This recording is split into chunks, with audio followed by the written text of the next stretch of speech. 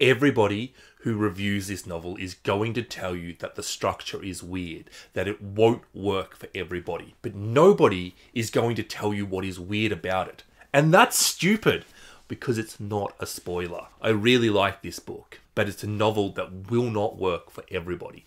Some people should have this novel forced into their hands and be made to read it Alexander Delarge style, while other people should be banned from being in the same room as it. And it is my job to help you figure out which camp you fall into. Full disclosure, some people really will disagree with me on the structure not being a spoiler. They're completely wrong. This will not take away from the emotion, surprise, or suspense in the novel. But I will warn you when I'm about to begin. As such, keeping in mind some people will drop off before the end, I'm going to start this review by saying I enjoyed this novel, I recommend it. I specifically recommend you buddy read this with a friend, because when you finish it, you will want to talk about it with somebody. It is very thought-provoking. It is quite short and accessible. Please don't take your time on it. Please just devour it. If an Egyptian Cannot Speak English is Noor Naga's second novel. It has been shortlisted for Canada's most prestigious literary award, the Giller Prize. It is an unusual novel that appears to pit feminism and racism opposite one another in a way which I found very challenging. I felt quite uneasy in my own thoughts at times, and this is because ultimately the novel confronts bias that I didn't realize I had. Noor Naga was born in the Philippines, raised in Dubai, educated in Canada, and currently lives in Egypt. She feels very international, but she also feels like one of the two protagonists of this book, a wealthy Egyptian American woman with very short hair who decides to move to Cairo despite never having visited Egypt.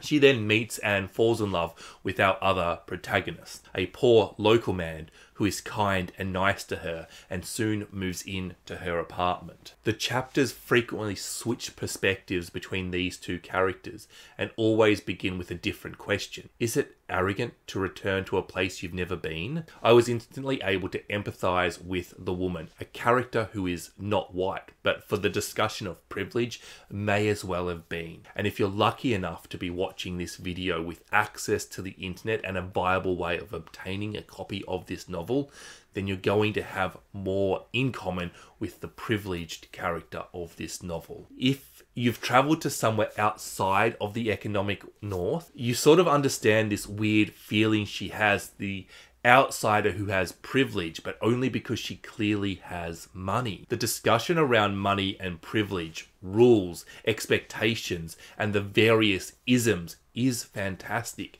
and it is really nuanced and creates a weird power dynamic in the relationship. Naga is sort of effortlessly transitioning between race and wealth as a cause of privilege. She really blurs the lines between the two. I found it somewhat harder to empathize with the man, a character who, through the eyes of his lover, we can clearly see as a kind and caring individual, but through his own eyes, he is damaged and angry. He is grieving the loss of his grandmother who has put her head in an oven. He is recovering from a drug addiction, and he has a real chip on his shoulder. He is poor, but he is proud, and importantly, he is a man. There are things that the woman does not notice.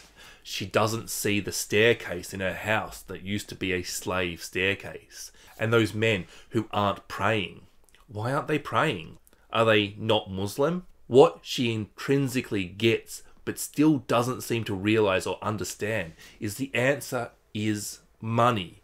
Those men don't have to pray because they're rich, and she can walk around Cairo without covering her hair, her short hair, which is also so much more confronting in Cairo than it would be in New York. She can do all that because she is rich, and this leads to tension within the relationship, and ultimately it leads to violence and abuse. The woman doesn't understand money. She doesn't understand class divides. She thinks she does, but she is a Westerner. She is privileged.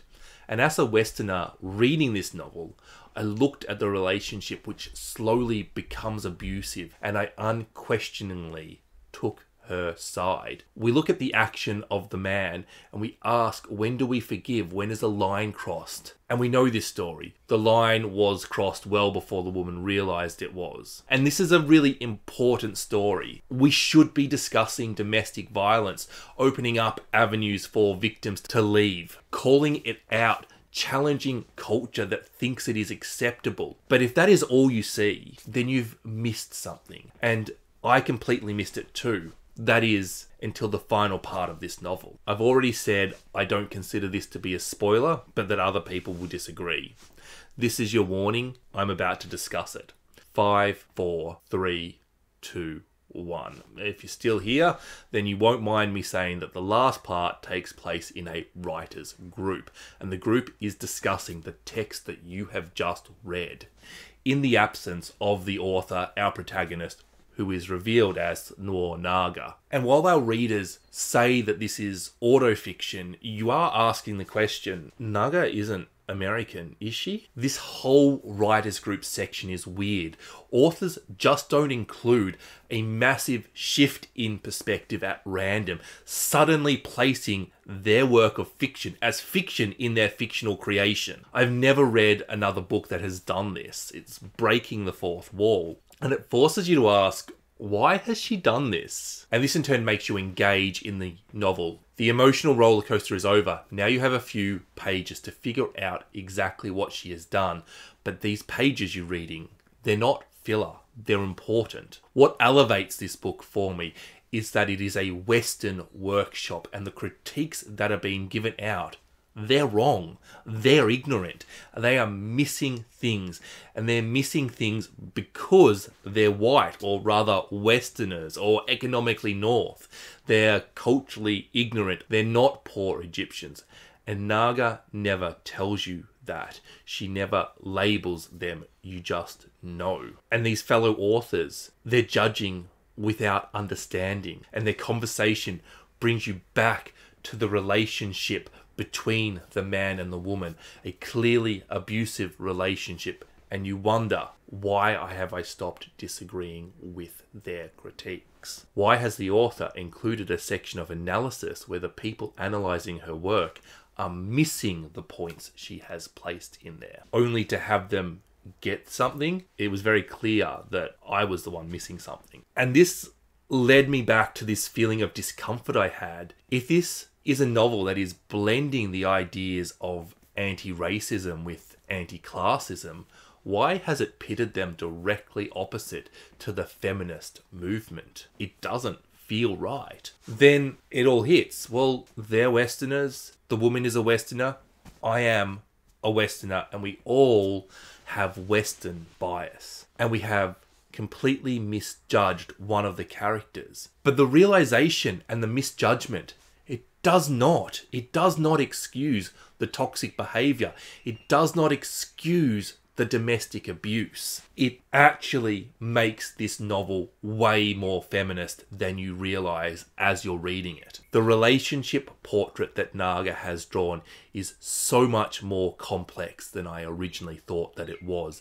It points out that good and bad is a poor assumption I was making, that you should empathize and understand every character. Feminism is not opposed to anti-colonialism. There is never a situation where you are racist for taking the side of a domestic abuse victim. Then there is sort of like an overarching metaphor or representation. Does Noir represent the West in her own character? Is this relationship between man and woman symbiotic of the relationship between the economic North and the economic South? I thought this novel was going to teach me about Egypt, but it reflected myself back at me. It pointed out a new bias I had, a short novel with a really thought-provoking punch. And as I have gone through this process of writing this review, I have had to rewrite it several times because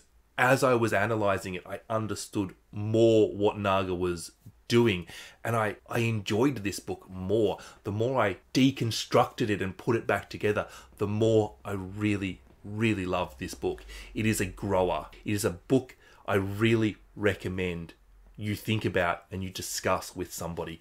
I really said it before, I really recommend it. Get yourself a friend to buddy read this with. I give If an Egyptian Cannot Speak English 5 stars. If you enjoyed this book review, click here to see my review of Rebecca Kwong's debut literary fiction novel, Yellowface, a book that explores and intertwines racism and plagiarism. Bye bye.